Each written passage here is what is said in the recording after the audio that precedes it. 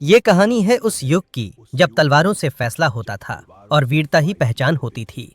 भारत की धरती पर एक ऐसा योद्धा जन्म लेने वाला था जो इतिहास को हमेशा के लिए बदल देगा। ये नाम सिर्फ एक राजा का नहीं, बालक वीरता, शौर्य और सम्मान का प्रतीक बन गया। दुश्मन भी जिसका नाम सुनकर कांप उठे थे, वो थे पृथ्वीराज चौहान।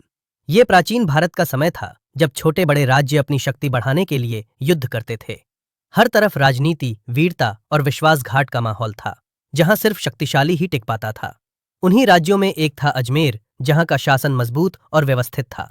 ये राज्य अपनी समृद्धि और वीर योद्धाओं के लिए जाना जाता था, जहां से एक महान कहानी शुरू होने वाली थी। अजमेर पर राज करते थे महाराज सोमेश्वर, जो एक न्यायप्रिय और शक्तिशाली शासक थे। उनकी वीरता और समझदारी ने राज्य को सुरक्षित और समृद्ध बनाकर रखा हुआ था। उनकी पत्नी कर्पूरा देवी एक दयालु और बुद्धिमान रानी थी, जो अपनी प्रजा से बहुत प्रेम करती थी। राज्य के हर सुख दुख में वो महाराज के साथ खड़ी रहती थी। एक अंधेरी रात, जब आसमान बिजली की चमक से रोशन हो रहा था, महल के अंदर एक ऐसा पल आने वाला था जो अजमेर ही नहीं बल्कि पूरे भारत का भविष्य बदलने वाला था। इसी रात एक बालक का जन्म हुआ, जिसे देखते ही सबको एहसास हो गया कि ये आम शिशु नहीं है। इसकी किस्मत में कुछ असाधारण लिखा हुआ था। राजपुरोहित ने बालक की कुंडली देखकर कहा कि ये बच्चा एक दिन महान योद्धा बनेगा, लेकिन इसका जीवन कठिन परीक्षाओं और बड़े युद्धों से भरा होगा।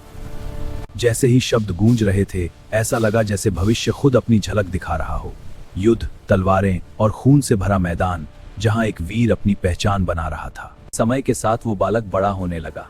बचपन से ही उसमें कुछ अलग था, एक अजीब सा साहस और उत्साह। हर खेल उसके लिए एक युद्ध था और हर जीत उसकी आदत बन रही थी। एक दिन जब उसने पहली बार तलवार हाथ में ली, तो ऐसा लगा जैसे वो उसका हिस्सा हो। उसकी पकड़ और नजर दोनों ही एक योद्धा की तरह मजबूत थी।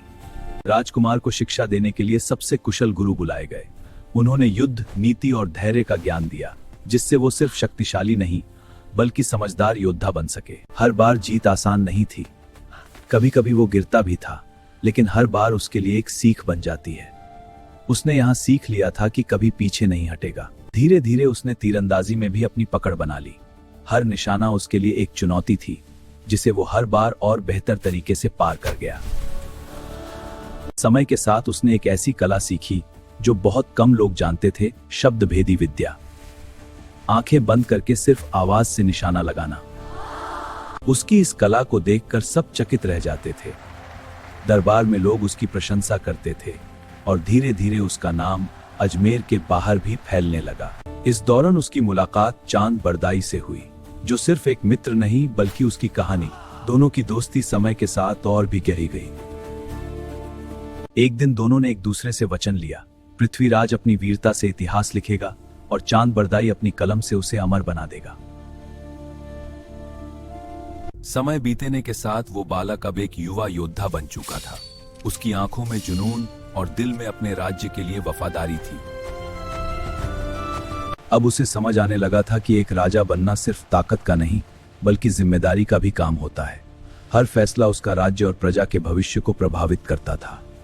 इसी बीच राज्य पर संकट के बादल मंडराने लगे। दुश्मन राज्य अजमेर की सीमाओं पर नजर गाड़ चुके थे और कोई भी समय हमला हो सकता था। महाराज सोमेश्वर भी संकट को समझते थे।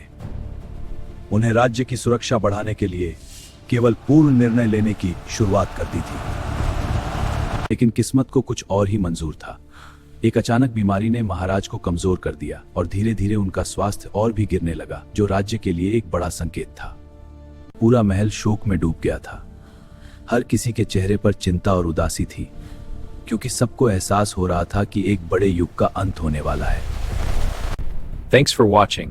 Next part is coming. Like and subscribe for more.